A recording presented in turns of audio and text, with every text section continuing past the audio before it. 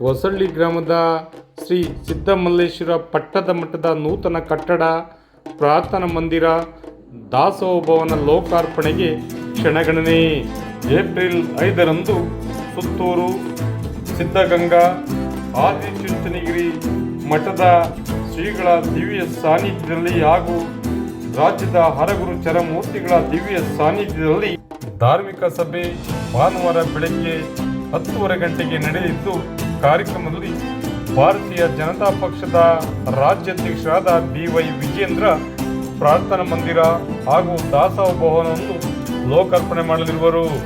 ಮುಖ್ಯ ಅತಿಥಿಗಳಾಗಿ ಕೇಂದ್ರ ಸಚಿವರಾದ HD ಕುಮಾರಸ್ವಾಮಿ, V ಸೋಮಣ್ಣ ಸೇರಿದಂತೆ ಶಾಸಕರಾದ PM ನರೇಂದ್ರ ಸ್ವಾಮಿ ಅವರು, ಮಾಜಿ ಸಚಿವರುಗಳು, ಮಾಜಿ ಶಾಸಕರುಗಳು ಸೇರಿದಂತೆ ವಿಧಾನ ಪರಿಷತ್ ಉಪಸಭಾಪತಿಗಳಾದ ಮತ್ತಿಗೌಡರು ಸೇರಿದಂತೆ ಹಲವು ರಾಜ್ಯದ ಮುಖಂಡರು, ಗಣ್ಯ ವ್ಯಕ್ತಿಗಳು, ಉದ್ಯಮಿಗಳು, ರಾಜ್ಯದ ಹಲವು ಮಠಗಳ ನೂರಾರು ಹರಗುರು ಚರಮೂರ್ತಿಗಳು ಕಾರ್ಯಕ್ರಮದಲ್ಲಿ ಭಾಗವಹಿಸಲಿದ್ದು, ಕಾರ್ಯಕ್ರಮಕ್ಕೆ ಎಲ್ಲ ಸಿದ್ಧತೆಗಳು ಭರದಿಂದ ಸಾಗಿವೆ.